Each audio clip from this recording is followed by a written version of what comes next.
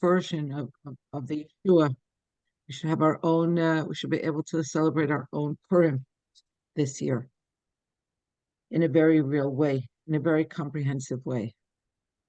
We're noting that Elisheva, who remarkably enough, I think is on, Elisheva Mishulavin's daughter got married yesterday. Her daughter Nechama got married to Yisrael Rivkin. Masel Tavat should be a binyan adiyat. All the Rebbe's bracha should be mekuyim b'milum shleimusam. Lisa Kravetsky's daughter Chaymushka is becoming a bas mitzvah in Yud Aleph Adar. And Rachi Shem Tov is marking going into her 40th year of shlichus. Mazel Tov to everyone. We're learning in the schus of a refuah shlema for Miriam Liba Bas Chana. We should have a refuah shlema kreva and a refuah shlema kreva for Harab Yaakov Tuvia ben Chava Gittel. We're learning the sikha on Purim from Chelek Chaf Aleph.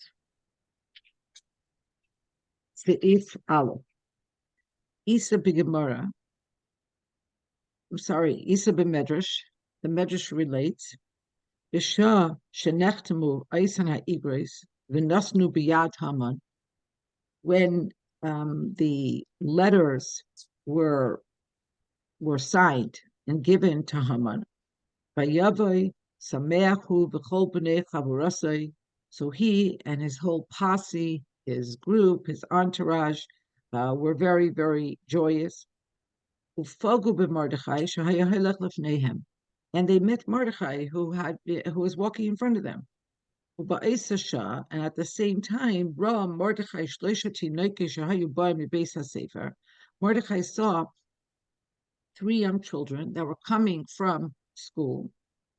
And Mordechai ran after them. And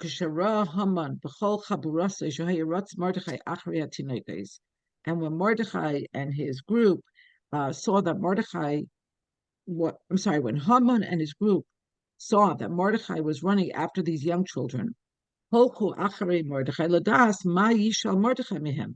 were curious. Their curiosity was aroused, and they followed Mordechai to see what is he going to do with these young children. When Mordechai caught up with these young children, he asked one of them, tell me what you learned. Tell me a pasuk that you have ready in your mouth to tell me. Omar Loi, so the young child said to Mordechai, Al tira mipachad pisaim. Do not fear a sudden terror. Umishayas rishayim kisavai. And don't fear the destruction of the wicked when it comes. That's what the first child said to Mordechai. Pasach Hasheni, the second child said to him, Pasach Hasheni v'Amar, the second child said, Ani karisi hayom, I was learning Psukim today, Upazeh pasuk amadati mibeis hasefer, and this is the last pasuk that that we learned today in school. And what's that pasuk? Utsu etza v'sufar. There will be those that will devise a plan, but it will be undone. It will be foiled. Dabru davar v'lo yakum. They will speak words, but it will not stand. Why? Ki manu kel, because Hashem is with us. Pasach Hashlishi, the third child said. Pasach Hashlishi v'Amar, the third child said, V'adzikna anihu. This is Hashem speaking this pasuk. Until your old age, I am him. I am unchanged. Batseva ani esbo, and until your elderly years, I will carry you. Ani asisi, I made you. Ani esa, and I will carry you. Vani esbo va'amalit, and I will carry you and deliver you from any harm. Those are the 3 psukim that the children shared with Mordechai. Kevan sheshama Mordechai kach. When Mordechai heard these psukim from the mouths of the children, sachak v'haya sameach simcha gedola. He was extremely happy. He rejoiced tremendously. Amar le Haman. So remember, Haman is watching Mordechai and what he's doing with the children. So Haman said to him, Ma hizois hasimcha shesamachta ledivri hatinekes alalu. What are you so overjoyed about? What is this that you heard from these children that made you rejoice? Amar. So Mordechai said to Haman, Al psuris toivos shebisruni. I am rejoicing because of the good news, the good tidings that they shared with me. Shaloi efchad min ha'etza hara sheyatzta aleinu. And from this I learned that I should not be afraid of the terrible plan that you have devised upon us. Miyad kas Haman harasha. Immediately when Haman heard Mordechai's reply, he became very incensed. Va'amar, and he said, Eina nishalech yatchila ela be'elu hatinekes. You know what? It is these young children that I am going to destroy first. V'hine hatam l'simchas Mordechai b'shamay psukim elu b'pi hatinekesu.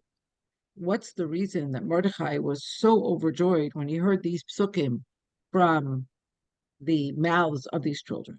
The pashtos, simply the answer to that question is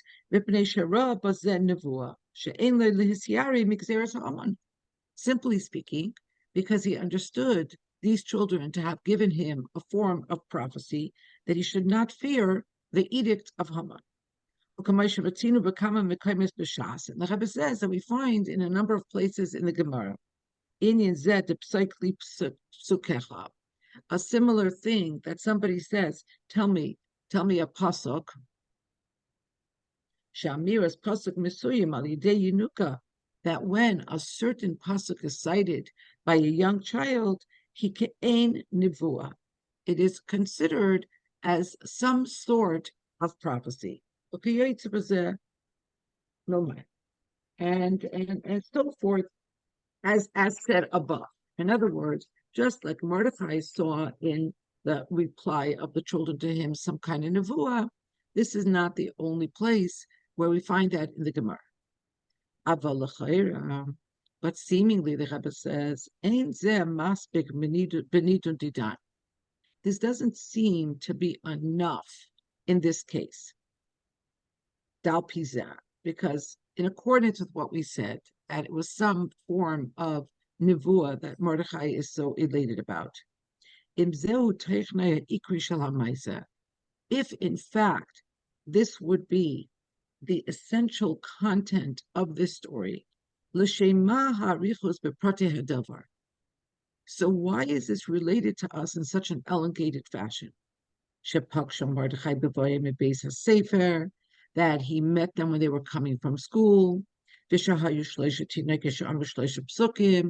that it was exactly 3 children who said 3 different psukim, and so on and so forth. And although there are other details of the story, there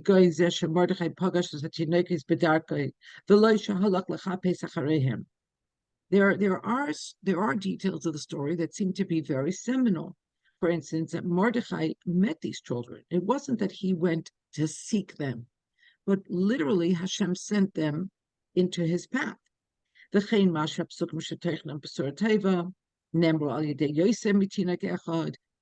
the fact that these psukim that gave Mordechai so much good news were recited by more than one child. So these are details of the story that seem to strengthen. Rebbe says,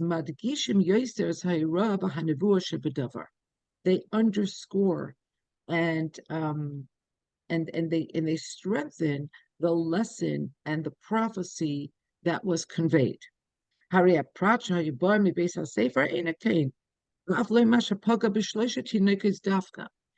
fact that they were coming from school, the fact that he met 3 and not 2 and not 5, doesn't seem to be so important to the central idea, and yet this is related to us. And as we know already, the Rebbe pines and taught us over and over and over that every single detail is exquisitely important. Bays. And now the Rebbe is going to ask additional questions. Kol Yanim Shebetayim Betachlis Hadiyuk. Everything in Torah is perfect. Bahainu. This means Shagam HaSeder Uprate HaLashonis B'Maisa Zeh Miduyakim Heim V'Noigim L'Teichen HaInyan. And so it means that the order and the details of the verbiage that is used in the Medrash relating the story are precise, and they are very important to understanding the essential story here. And the Rebbe asks 3 questions. But Tzarach Lahavin, we have to understand. Aleph, first question is Seder Amiras Gimel Hapsukim Alidei Tinoikais. First, we have to look at the order in which these psukim were cited by the children. First Al Tira, then Utsu Eitza, and then Bi'ad Zikna. Now, to us, of course, this order seems just fine, extremely intuitive. We're very, very familiar with it. But the Rebbe says, Einoi Kesidram Binach. But this is not the way the psukim appear in the Nevi'im and the Ksuvim.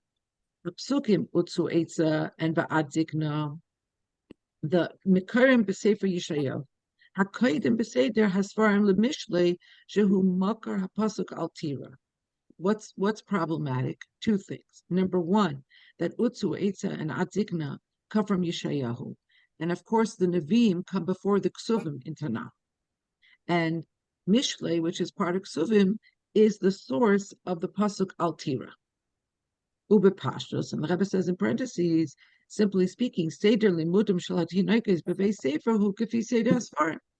That one would have to assume that the way that these Sfarim are taught to children is in accordance with the Seder. So first children learn Chumash, they learn Torah, then they start to learn Nevi'im, and then later they learn Psukim.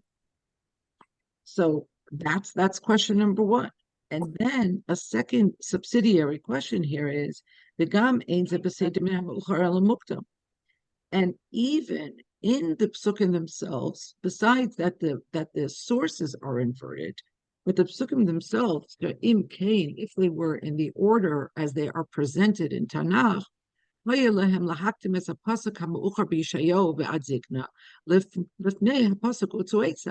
if they were being presented in chronological order as they appear in Nevi'im, first we would have Ba'ad Zikna, then we would have Utsu Eitza. So that's the first question. The second question on the details of the story is, Hatina Karisha Mesupar B'Medrash Sha'amar es Psukei Miyad L'lei Kol Akdama. Regarding the first child, the Medrash tells us that when Mordechai said, Soikli Psukecha, he immediately said this pasuk with no preamble, with no introduction. Masha Enkein Hatina Kasheni.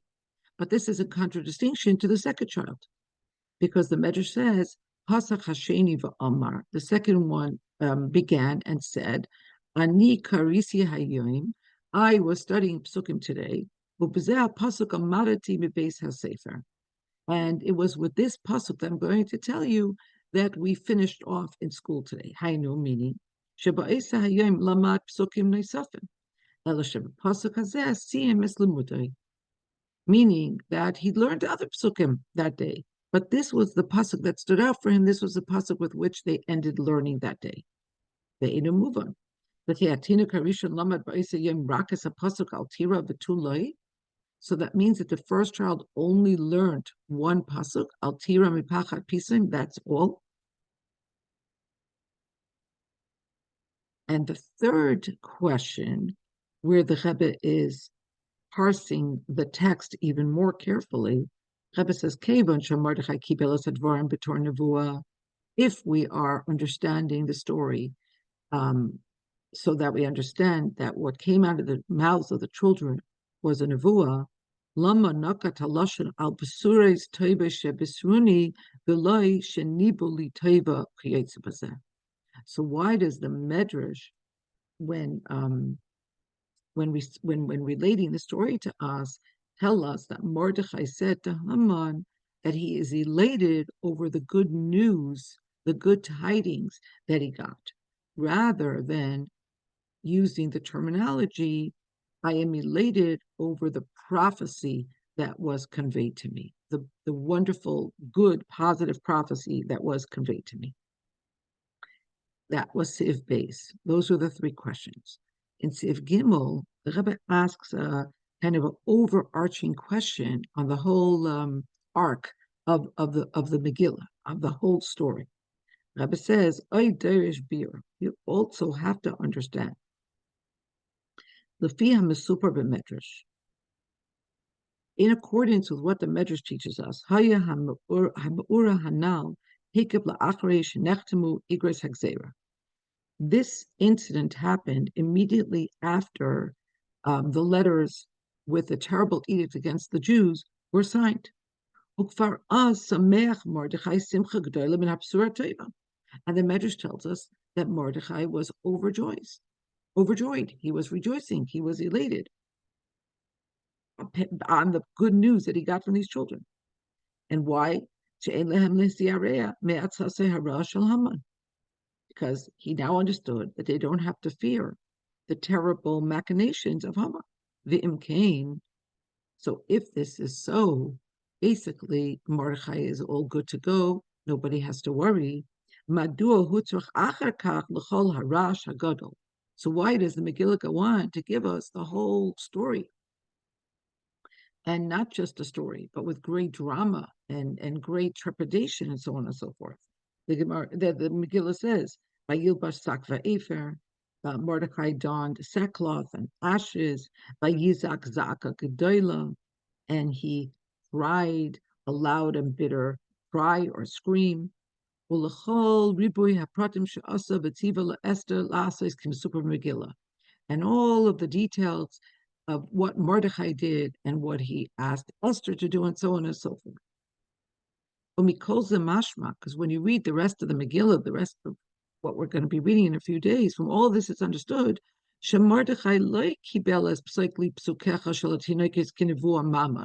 it becomes very clear that Mordechai didn't accept what the children said, mamash, literally, practically, as a prophecy, the imkain.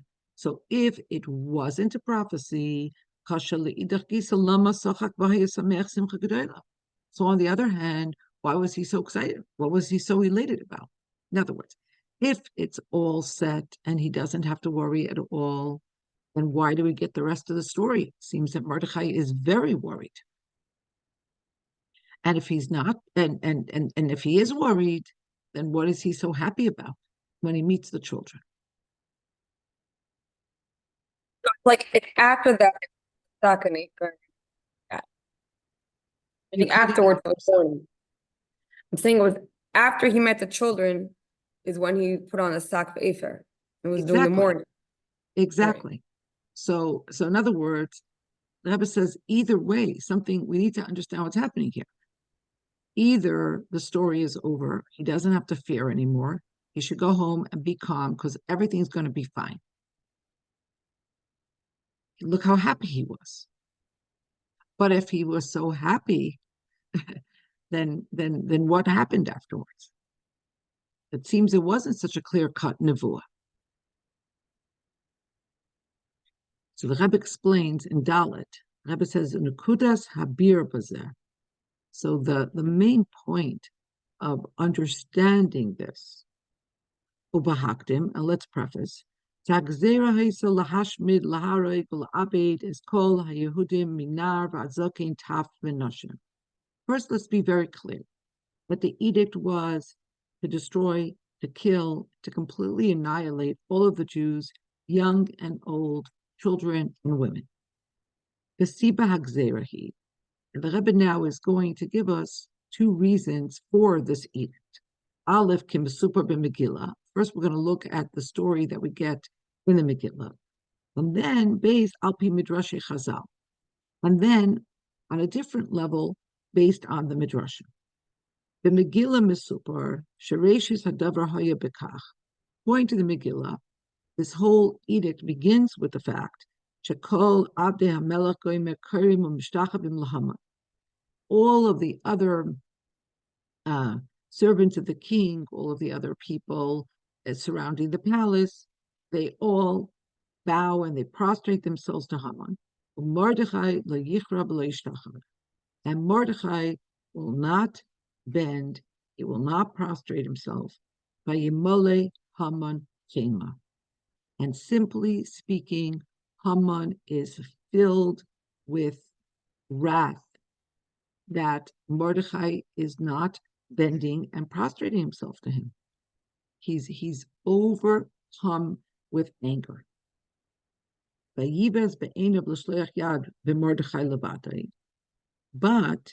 it was humiliating for Haman to just strike Mordechai alone.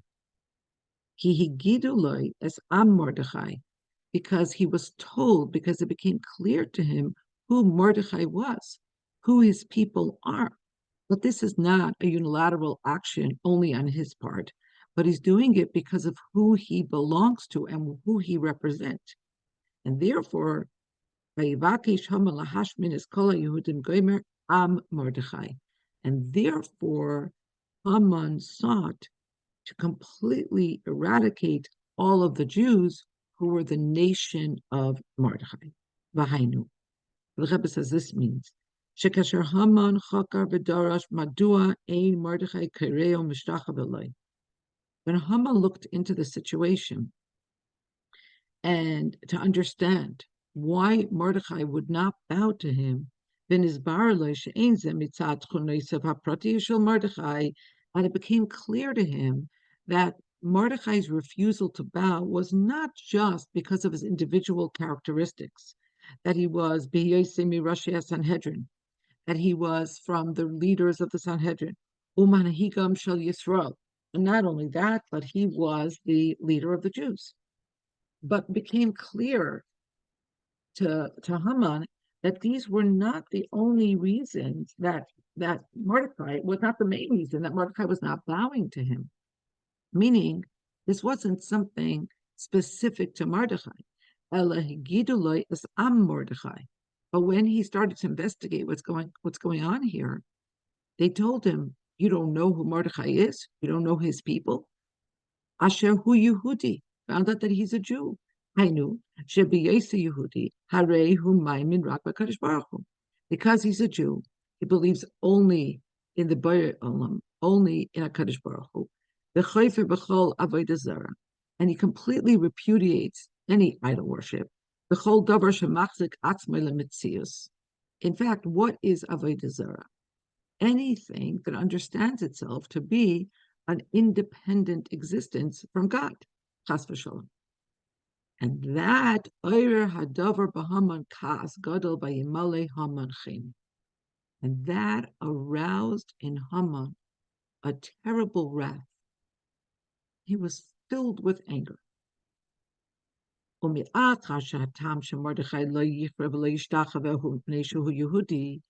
once we understand that the reason why Mordechai wouldn't bow and he wouldn't prostrate himself is because he was a Jew, therefore, it was humiliating. It was distasteful to Haman to just strike against Mordechai. Because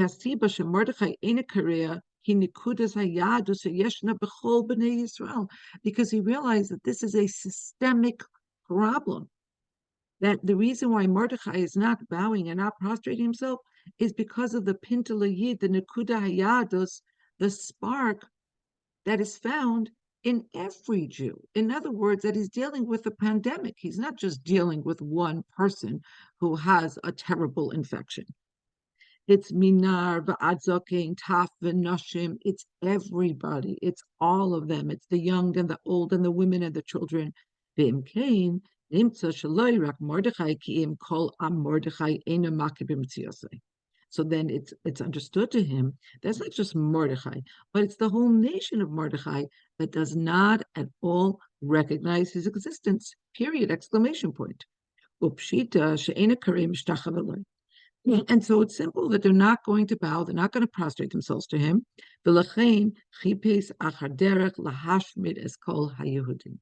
And therefore, he looked to find a way to destroy all of the Jews. Okay, so this is the Rebbe prefacing in order to answer the questions surrounding this story of meeting the children, we first have to understand, what's the problem.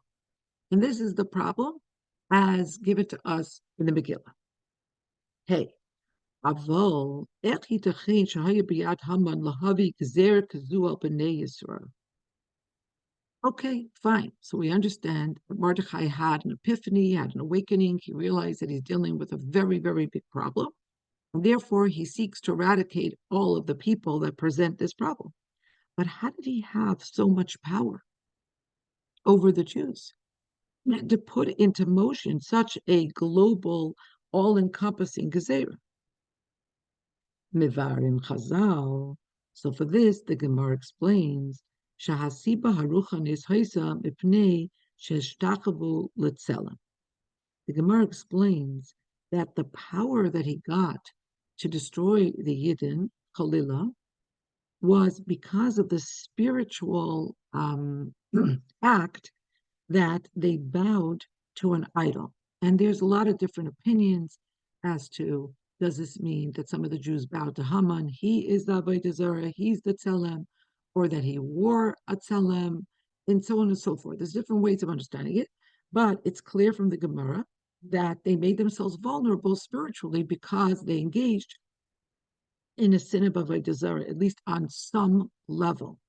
Now, it's very clear from the sources that me'achar shekel b'nei Yisrael ha'isa pa'ulot shnua af shaloi asu ela leponim b'loi lev v'lev klal, but because there was pa'ulot shnua haminugedes l'nekudas hayados, so because some of the Jews bowed, and in the parentheses, the Rebbe explains, even though they just did it for appearance sake, they were not committed. In their hearts, they were not committed at all. But because there was some action, there was some overture that runs contrary to the Nekuda Hayadas, to the Pintele Yid, to the nexus of what a Jew is, Vinagaz be'etzem hakesher shalhem kadosh baruch hu. And so this touched, and this in some way corrupted or adulterated their connection with HaKadosh Baruch Hu. Hevi hadavar b'derech memela l'gzeira kliya. This made them, as a consequence, vulnerable to a gezerah of complete destruction and annihilation. Hichol mitziusam v'kiyumam shel b'nei Yisrael he is kashrusam im HaKadosh Baruch Hu. Because we have to understand that the whole existence and the whole ability to be here, the whole kiyum of Bnei Yisrael, is our connection with the Kadosh Baruch Hu. And when they touched that, and when they corrupted that, when they made it vulnerable, they became vulnerable to complete destruction through Haman's machination, Chalila. Vizu haisa da'gasa shel Mordechai. Now we're in a position to understand Mordechai's great and profound worry. So much so, so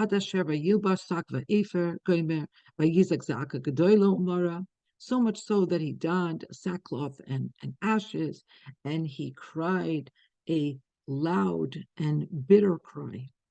Because the Megillah tells us that Mordechai knew everything that was happening with the Jews. And he knew that their engaging in this kind of behavior was the reason for the Gezerah. And this is what he was worried about.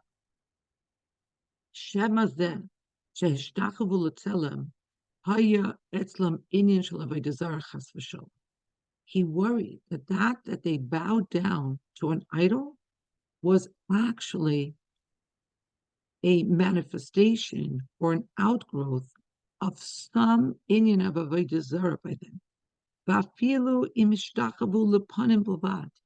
Even if they bowed and prostrated just for apparent sake, only externally.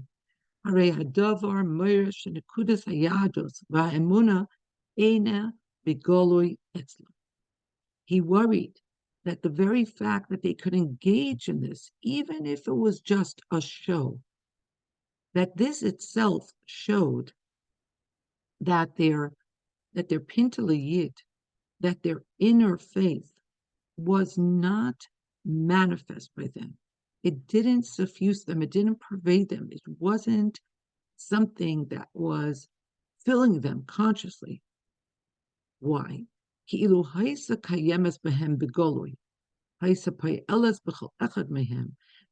if it would have been open and revealed by them, it would have caused, in the words of the Tanya, shelo yuchlu yigu afilu bilvushav shehi machshava dibor maisa shel emunas Hashem echad, that nothing like this could ever touch and come adjacent to even their levushim, even their external manifestations of their soul, in their machshava, in their thought process, in their dibor, in their speech, and umaisa, and in their actions.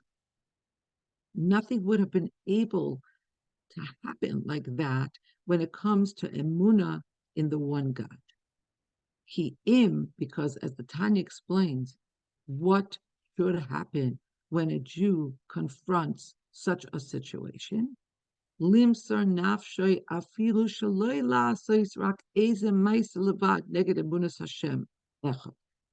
That naturally a Jew should be ready to give up his life rather than do even one action that is contrary to faith in one God.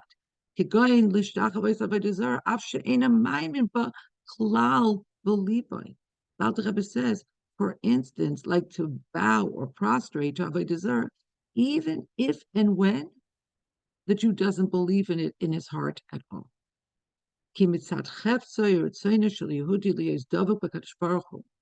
Because of the default desire and the will of a Jew to cleave onto HaKadosh Baruch Hu, he yira u'mifachedes b'tiva min goya b'ktzei tumas avodah zarah chas v'shalom. Then the default nature of the soul is to be very afraid, naturally very afraid.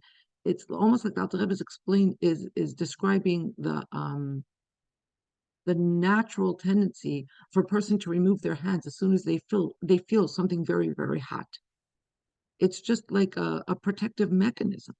So the Alter Rebbe says in Tanya that the soul naturally fears to touch even the edge of Tuma of Avodah Zarah Chas V'Shalom. Shehu neged emunas Hashem echad afilu bilvusheha chitzonim sheim dibor ma'ase b'li emuna b'leiv klal. That the soul doesn't want to touch this, God forbid.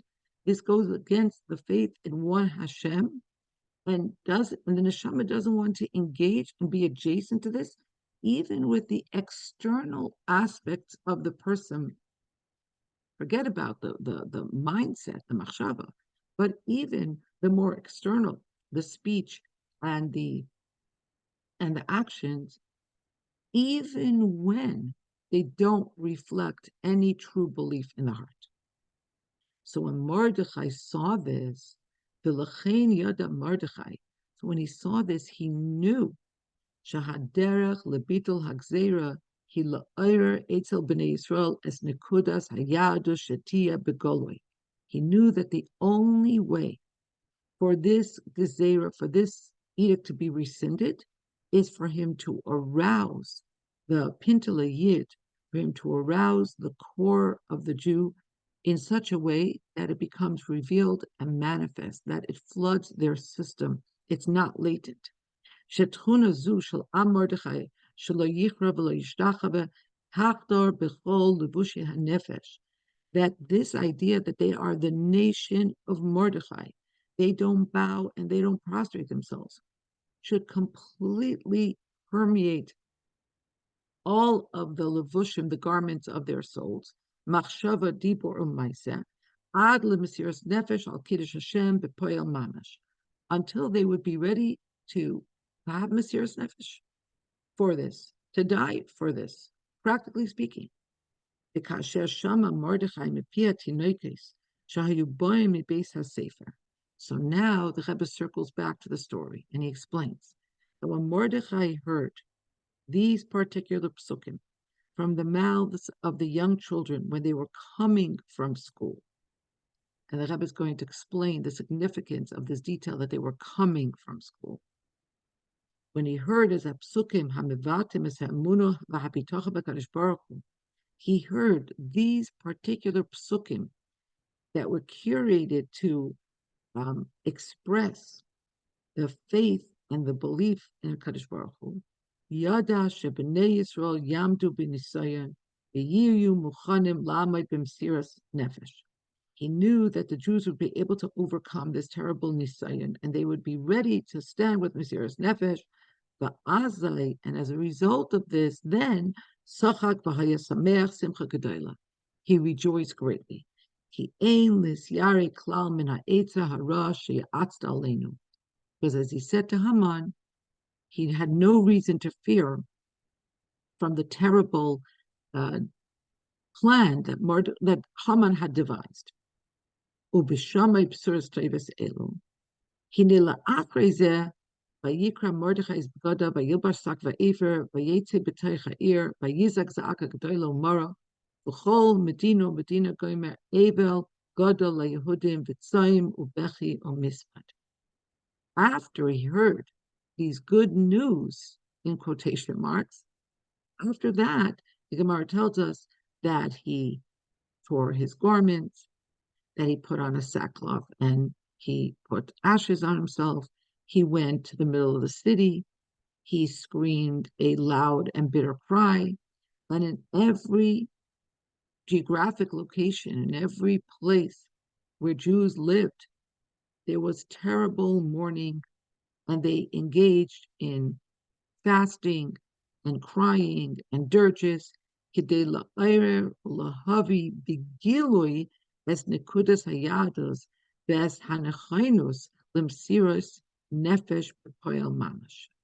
And Mordechai put this all into effect in order to bring out from latent, hidden form into open and revealed, a manifest form, the Nekuda Yados, the Pintele Yid, and their readiness to give their life on Mesiras Nefesh, practically speaking. Okay. Vav. Now, the Rebbe is going to give us the importance, because he hasn't yet, he noted it, but he hasn't yet given us the importance of the fact that they were coming from school. We're going to get there. But now the Rebbe is telling us the significance in the fact that there were 3 children and there are 3 psukim. What's the difference content-wise in these 3 psukim? It would seem that they're basically all saying the same thing, but of course, we are wise to the Rebbe's ways, and he's going to uncover for us that it's actually talking about 3 levels in Emunah and Bitachon. Hapasuk al tira mipachat pisam and mishayis rishayim kisavoy. The first pasuk, which tells us, do not fear from a sudden terror and from the destruction of the wicked ones when it comes. Oisei b'pachad u'b'tzara gluya. This pasuk deals with fear and a manifest tragedy. V'hamayin lekachu al tira l'loi shum hasbara. And the answer to that from Torah is, do not fear, with no explanation. In other words, you are transcendent people. The Eibishter has you, and there are going to be these things, but don't fear. You have to have emunah that what the Eibishter is doing is for you good. The pasuk utzu eitza v'sufar dabru davar v'leyakum, that they will devise a plan, a plot, but it will be upended, it will be foiled. Dabru davar v'leyakum, they will speak words, but it will not stand. Ein midubar oidis tzara kayemes b'poyel. This pasuk is not talking about an active Sarah that people are dealing with. Ella eides eta vidover. It's talking about a plot. It's talking about words. It's talking about something that's cooking, that's possibly on the horizon. Lahavitzara, to bring a tragedy, a calamity. V'hamayna lekach, einay rak etzem ma shehadavar osed lizbatel.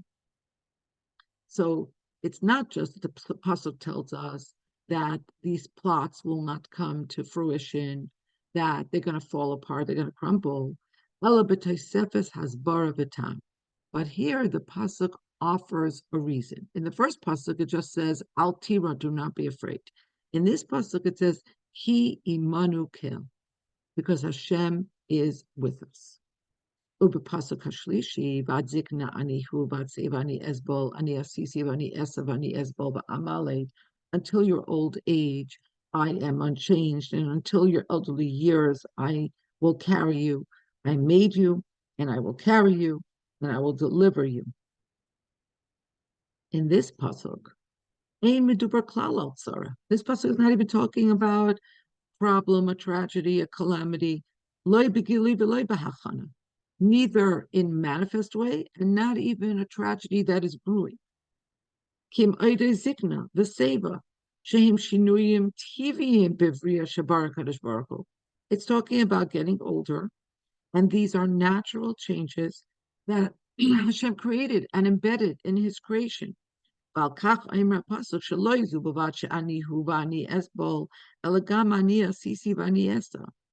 the pasuk tells us not only that I am HaKadosh Baruch Hu, and I will carry you, but also I made you and I will deliver you. Gimel hapsukim al shloish tnuos madregas ba'efen emuna v'habitachon.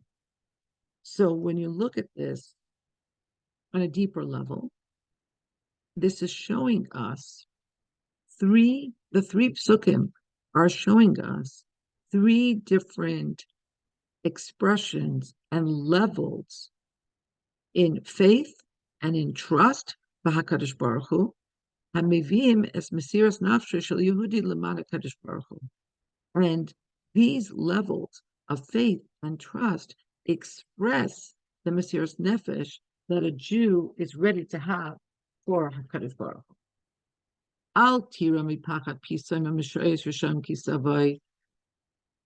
So mitzad ha'emunah v'habitachon b'Kadosh Baruch Hu, from the perspective of the faith and the trust that a Jew has in Hashem, hine af she'al piteva neifel al adam moira miboyim shel pachat pisayim. So although naturally it's normal that a person should be gripped with terror and with fear in the face of a sudden shock or fear, shayas rishayim, and also worrying about the destruction of the wicked and how it might impact them. Hare etzel adam maimin Yehudi ein kol moira. The ein hu zok lahasbar v'tam alzeh. But the believing Jew is not afraid. And he doesn't seek validation for his lack of fear. In other words, he owns the fact that his lack of fear doesn't make any sense. But because he's Jewish, so in his DNA, it's natural. Hargashasai, this feeling, he al derech maimer azal, it's in line with what Chazal teach, that kol mada avid rachamana letav avid, that everything that Hashem does is for the good. Now, this is not a logical attitude, but this is the attitude of a maimin, a believing Jew. Now, a stronger level of emunah, or a higher level, or the second category, Utsu Eitza v'Sufar, Dabru Davar v'Lo Yakum. What does this pasuk teach us? Not only is the Jew not fearful, Ela Shabari like, but it's clear to him Sha'etza Tufar Bahadabar Layaku that whatever plot, whatever terrible thing seems to be on the horizon will not come to be. It will be upended. It will be completely overturned. And whatever things people are saying will not stand. And the logical explanation for all of this is Yidi Asai Bivados Ki Manukel, because he knows with firm knowledge that Hashem is with us. Olamaila Mizeh, at third level, highest category, Hi Hahanacha Ba'adzikna Anihu Ba'atseba Ani Ezbo Hainu. This is the attitude, and this is the understanding. Shagam Chukais Hateva V'Inyanav Shakava Kadosh Baruch Hu B'Bria Ein Lahem Shlita Al Yehudi Be'Ein Hu Misrael Mehem. He knows, he's totally sure that even the laws of nature that Hashem himself created and embedded in creation, they have no sovereignty over a Jew, and therefore he doesn't cower before them, he doesn't let it overwhelm him. But for this kind of level, you need a little bit more explanation to bolster this level. It's not just that Hashem is with us. We have to understand Ani Asisi, Baruch Hu, Baruch Sha'amar V'Haya Eilam, right? I made everything. Hashem says, Ani Asisi, I made these rules. I can overturn these rules. I will carry you. I will redeem you. I'll take care of you. I got your back. Zayin. V'yesh leimar she'elohim gimel madrega zula ma'ala mizu gam bechinuch tinoika shel beis rabban beveis hasefer. The Rebbe says we might say that these three levels or categories, one higher than the next, are necessary and should be employed in educating young children, the tinoika shel beis rabban. Etzel hayeled harishayin, tinoik betchilas chinuchai, dealing with a very young child, taking the first child, just starting a chinuch. Hadavar hu ba'efen shel pseikecha. He's just beginning. So all Mordechai says to him is, tell me a pasuk that you know. Yosem mizeh terem lamad. He has learned nothing more. He's not old enough to understand deep philosophical ideas, philosophy, hashkafa. Mordechai says to him, tell me, what pasuk do you know?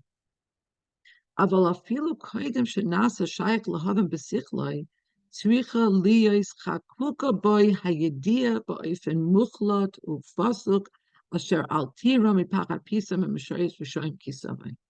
The Rebbe says, but even before it's even possible for this child to understand things on the cognitive level, it has to be engraved in his knowledge in a definitive way that there is nothing to fear. And I think that in the chinuch of Hasidim, we find that stories have embedded this this hanacha, this attitude of emunah and bitachon, and that the Eibusher will help, etc., etc. Before a child can, talk philosophy or anything like that, they can hear and they can deeply take in that kind of story and the lessons. And the Rebbe says it has to be chakuka boy. It has to be engraved in the child. Then the Rebbe says, when the child gets a little older and their learning is a little bit deeper or more sophisticated, and we see this because the second child says, Ani karisi hayim ubazeh hapasuk amarati, right? The Medrash includes this detail. that the second child doesn't just say a pasuk. He says, I was in school today, I learned psukim, but this is the pasuk that we ended with. Hainu, shekara, lamad kfar ba'atzmai. He's able to learn on his own. Ani karisi hayim, the Medrash says. Vishayahu kfar lahavim ba'atzmai. And he's able to understand on his own. So he can be taught yet a deeper hanacha, a deeper attitude towards life. This is a higher level of faith and hope and trust. And with certainty, with certitude, he's taught Hutsu Eitza v'Sufar Dabr Dabr v'Liyakam V'Gam Es Hasbara Zeh Ki Imanu Kel. He can be taught that no matter what kind of plans and machinations our enemies have, it will be destroyed, it will be disturbed, it will not come to fruition. Why? Ki Imanu Kel. V'Hasug Hashlishi, and the third category should be Tinekes, Agadol Eid Yoser, and the older child, the even older child, Besichlei Ubedatei Melamdim Eisei V'Noitim Boigam Es Hanacha, Sheyehudi Eina Mispoil Afilu Mehagbalas Hateva V'Chukav Shebarak Hadish Baruch. So this is a child that's older. So you could explain to him cognitively, and you deeply imbue it and embed and plant it in him that a Jew should never back down in the face of natural parameters and borders and the laws of nature that Hashem himself created. And you explain this to them along with the explanation that the pasuk itself provides, which is, I created these laws, I can upend them. You don't have to worry, I will carry you, I will deliver you. Seif Ches. Kasher Shama Mordechai is hapsukim v'piatinoikes be'esha hayu bo'im mibeis hasefer. Now in this seif, the Rebbe unpacks the significance of the Medrash telling us that Mordechai met them when they were coming from school. Hainu, shechinucham haya ba'ofen kazeh, sheloi rak b'yosem b'toich beis hasefer ma'erim behem u'melamdim isam emuno mesiras nefesh al tira goimer ba'ofen shadavar yechador behem gam b'seichel b'regesh. When the importance of this is teaching us that their chinuch was imparted to them in such a way that it wasn't only that when they were in school they were aroused and they were taught emuna and mesiras nefesh and not to fear in a way that completely pervaded them cognitively and emotionally. But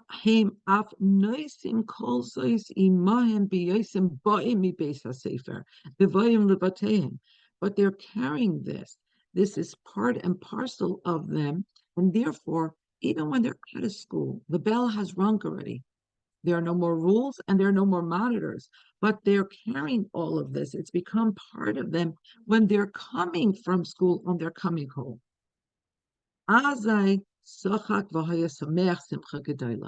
When he saw the great emunah and bitachon that was so deeply embedded in these children that it wasn't something affected, it wasn't an overlay that they had to conform with or to while in school, but rather they're on their way home.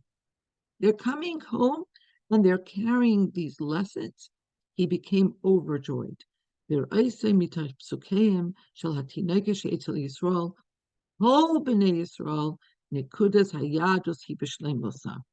Because when he saw it by the children, he recognized that the nekuda hayadus, the pinta liyid, the core, was complete by all of Bnei Yisrael. Umemela, afilu ela, she'adayin ein zeh begoli etzlam. So therefore, even those among the adults that the Nekuda Yadus wasn't completely manifest, Hare hatinoikos halalu ya'oiru v'yigalu zois etzlam b'vayim beis hasefer lebeisam. But he was sure, Mordechai was sure, that these children will arouse and make open and manifest and revealed amongst the adults when they come from school with this information and with these lessons and they come home. Therefore, Mordechai was overjoyed. V'zeu gam diuk l'shoina shel Mordechai shesimchasla hi min habisuras toivos shabisruni. And now the Rebbe says we can circle back.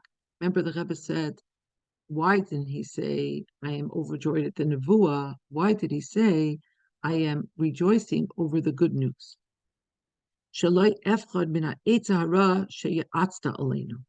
Mordechai says, I'm overjoyed, and I got good news that I don't have to fear from the terrible plans and edicts that you have all planned for us.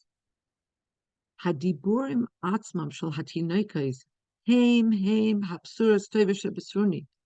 The very psukim and the words that these young children said to me, that they imparted to me, these are the good psuras, these are the happy tidings that I got. Sheshlemahi ushlema tehei b'bnei Yisrael nekudas hayadus v'hamasiras nefesh hamivatelas as gzeras haman shaloi efchad. It's not the Torah Nevuah. It's simply the good news I got that the Jews are spiritually healthy, that their Nekuda Hayadus is complete and consummate, not just by the children, but also by the adults. And therefore, I can expect that there will be Mesiras Nefesh, and this will completely obliterate the terrible Eitzah. And therefore, I'm not afraid. Vizehu gam shemiyad kas Haman harasha. And therefore, now we understand what the Medrash says, that immediately Haman harasha became filled with wrath. Well, Amar, and he said, Einani sholech yadi tchila ella be'elu hatinoikos. I'm not going to, my first plan of action is to destroy the children, is to hit at the source of their strength, which is the children. Because Haman saw in these children the continuation of the Jewish people. And he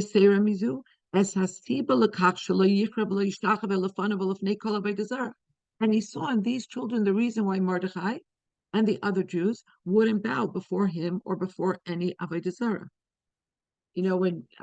This sikha is so beautiful on so many levels, but when you read this, you understand the Rebbe's tremendous emphasis on young children. You understand the Rebbe coming out to rallies and how much emphasis he put on camps and release time and Talmud Torah and all of this. Tests.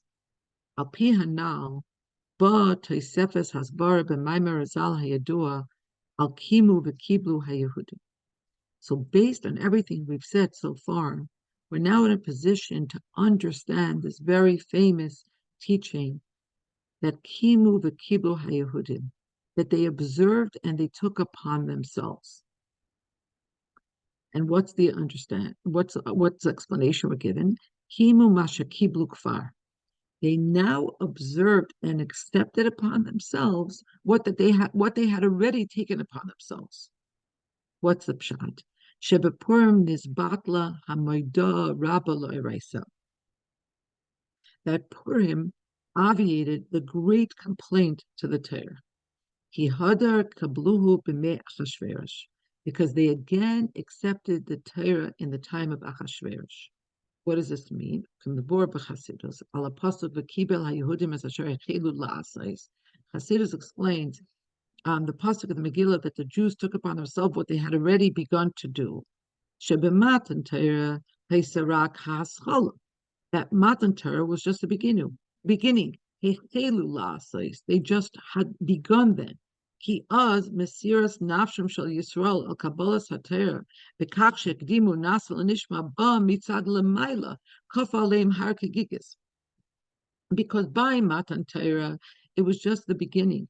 The Mesiras Nefesh that they displayed, that they said Nasa before Nishma. They said we'll do before we even understand.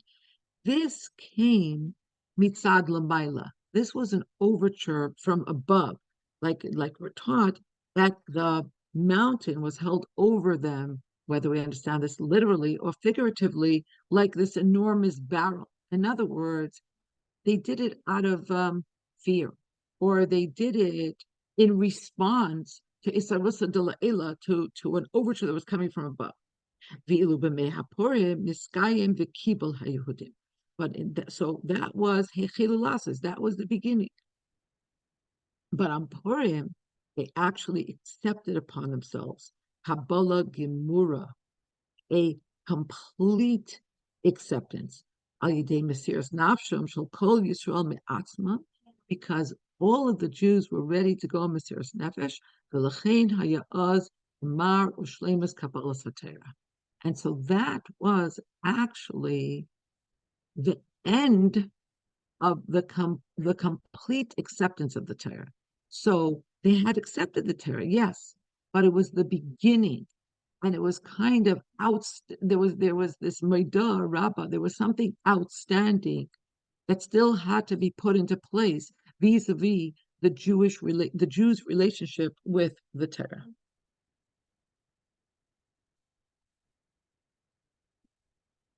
And I wanted to just look very quickly at footnote 43. That goes back to where the Rebbe says that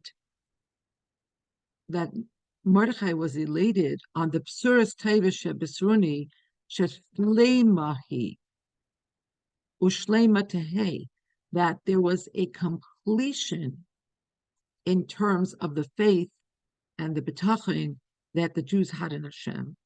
And if you look at footnote 43, about Pizim Muvan Haloshin Besurais Teiva Besurni Lashon Rabin. Now in a position to understand, even further parse the text of the Midrash, that it wasn't Besura Lashon Yachid, it wasn't a single good tiding he got, but good tidings in the plural. The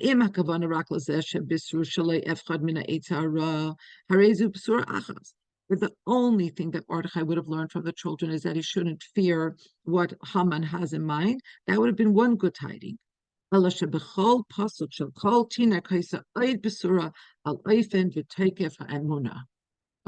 Besurais Lashon Rabim in the plural, because every pasuk that the children cheered added another level of depth and strength to the bitachon and the emunah that Bnei Yisrael had. Now going back to the paragraph that begins Shekishem Shebizman Sheichelu Las is b'matan Torah. And just like when they had begun to accept the Torah during Matan Torah, Hine Dafka B'schus Arvusam Shel Hayuladim Banenu Arvim Esanu Nasan HaKadosh Baruch was a Torah Yisrael. So just like by Matan Torah, the Torah was given in the schus of the children. The children were the guarantors. It was similar in the time when the Jews accepted finally the completion of the Torah in the time of Achashverosh, that this complete acceptance was effectuated through the guarantee of the children, and not just children in general, but the tiny tots, the tinoika shel beis rabban hanal, obechlalos al yidei kol chaf beis elev hatinoikos shehikil Mordechai, and generally through the 22,000 young children that Mordechai gathered. I asked my husband, like, how does he think? How could he explain this to me? Because I don't understand. Before, I don't know, social media and and all the ways we have today to gather 22,000 children. That's a pretty august gathering. V'lamat imahen, and Mordechai learned with them. V'nata bahem mesiras nefesh b'goli u'v'payel, and he implanted in them mesiras nefesh in a open and manifest way, in a practical way, kefisha sipru Chazal barucha, as Chazal explained to us at great length. And again, I just wrote this paragraph, and just went back to those scenes of the Rebbe standing and saying sichos for children. And that's not Mordechai gathering children, Ukashem sheteichen achidush v'hamayla shebepurim legabe matan Torah hu kanal shebematan Torah he's the mesiras nafshim shel Yisrael beikar b'koyach. And just like what was the chidush, what was the novelty, and what was the greater maila on Purim, juxtaposed against matan Torah, that b'matan Torah the mesiras nefesh was b'koyach, it was in potentia, mitzad nishmasam and mitzad lamayla. It was there because Bnei Yisrael have a neshama, and because the Eibishter Milmaila was manifesting to them such giluyim. Ubepurim amdu betnuah shel mesiras nefesh b'paya.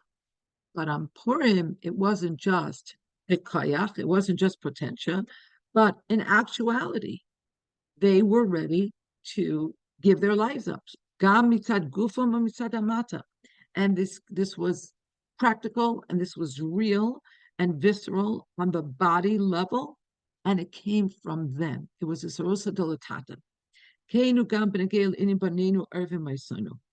And the same can be said about this idea that it was the children who were the guarantors.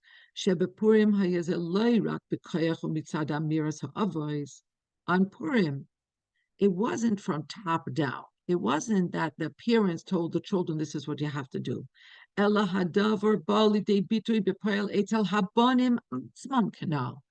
this was something that arose from the children themselves.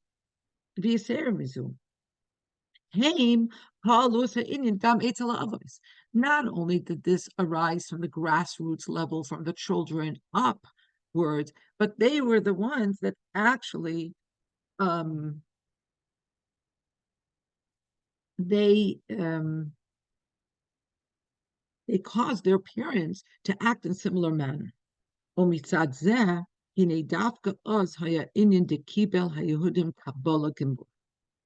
so it was dafka when it happens in this fashion, uninitiated from above.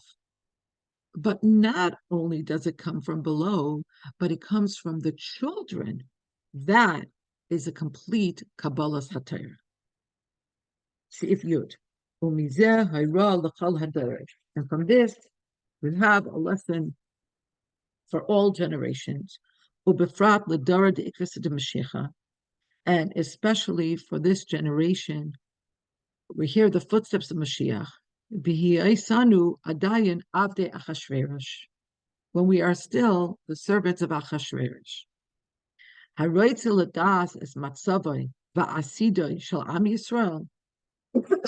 Somebody that wants to know the true situation and the future of Am Yisrael, if you want to take the temperature of or you want to assess the health of Am Yisrael in the future, Yabit v'yira es matzavam shel hatinaykos. There's only one metric. You should look and you should see what's going on with the children. Gam ubeikar b'hiyosim ba'im b'chazarasa mibeis hasefer. And especially you should look not at what's happening in school, not at when they have to wear their uniforms and they have to conform to rules and they have to this and they have to do that. But look and see when they're coming home from school, what they're acting like. And the intention, the Rebbe says very clearly, is as follows. Chinuch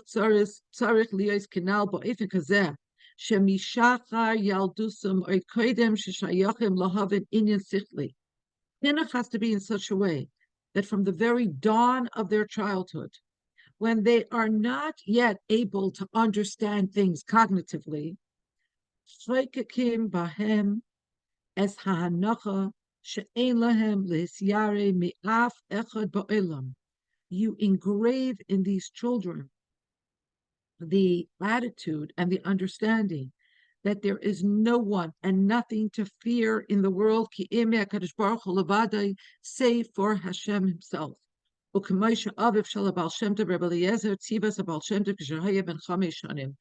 just like the father, the Baal Shem Tov, Rabbi Eliezer, instructed his child, the Baal Shem Tov, when he was 5 years old, Al tira me'af echad mishum davar ba'olam ki im Hashem lebadai. Do not fear anything in the world. Don't be afraid of anything except for Hashem. And then when they grow and they are able to understand things, then comes the second layer, comes an additional layer. Then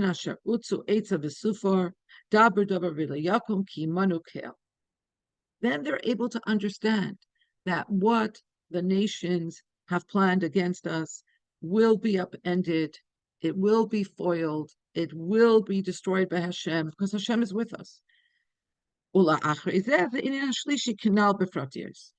then after that, when they get older yet, they're able to understand that a Yid is not under the shlita, is not under the sovereignty, is not subservient to chukei hateva, to the laws of nature, like getting older, for instance. And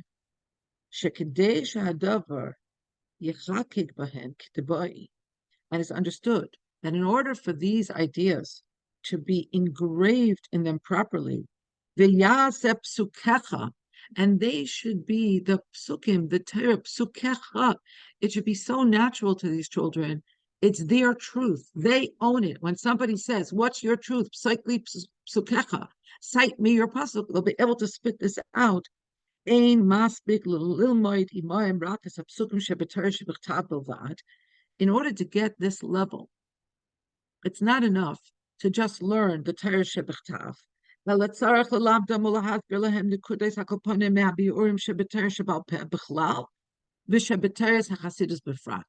It's necessary for these ideas to be conveyed through the psukim as they are explained and elucidated in the Torah Sheba'al Peh generally, and specifically in Torah HaChasidus. V'kasher Yalda Yisrael Yisu Imoyim Es Teichen HaPsukim Gam B'Tzeisa Michutz L'Kosle Beis HaSefer. And when Jewish children will carry with them the content of these psukim, also when they leave the walls of the Beis Sefer, Yichyu Im Teichen Zeh, they'll live with this content, V'yiviuhu El Teich Bateim, and they will bring it into their home. So just as it was then, so it will be in our time.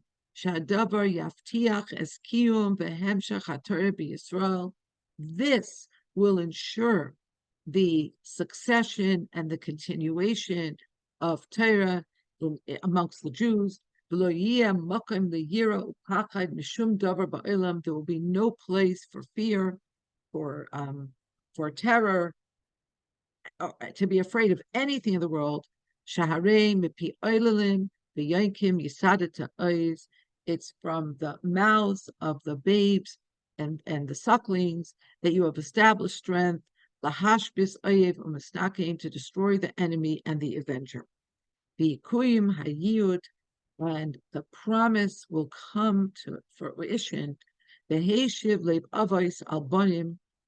that the hearts of the parents will be returned through the children, al yedei banim, kasher hinei anochi sholech lechem es Eliyahu hanavi. This will happen when, in the words of Malachi, I will send to you Eliyahu hanavi. Yoimar lebanim derech ava v'ratzain. He will say to the children in a loving way, L'chu v'dabru es avaisechem le'echais b'darchei hamokaim. Go and speak to your parents and impress upon them to grasp onto the ways of Hashem. The Yava Yom Hashem Hagadol B'Haneira, and the day of Hashem, the great and the awesome day, will come. It will be Mismach Geula LeGeula. One redemption will be adjacent to the ultimate redemption. Yom meaning Purim will usher in the Geula. Yom HaGeula HaAmitis VaHashlema Al Yedei Mashiach Tzidkenu B'Karav Mamash. It will be the Geula Amitit VaHashlemi, the true and the complete Geula through Mashiach Tzidkenu, and should be B'Karav Mamish, now, immediately, at this moment. So again, we're asking the Eibusher to bring, to be Mismach Geula LeGeula. It should be an end ready to all the tzaras. And we're asking for Shlema, for Miriam Liba Baschana, and for Harab Yaakov Tuvia ben Chava Gittel, and wishing a great big Mazel Tov to Elisheva Mishulavin, to Eliza Kravisky, and to Rachi Shem Tov. Wishing everybody a very, very Freilich Purim. And you should also ask that it should be easy. Everything that we have to do should come easy. Bezos Hashem, there should be no manias v'kuvim. We should just be able to do what the Eibusher wants from us, what the Rebbe wants from us. I'm going to hop off, but please don't hop off. Tzippa, thank you as always. She will shut the recording, and then people can verbring. Wishing everybody kol tov. Thank you. Beautiful. I just wanted to, if I can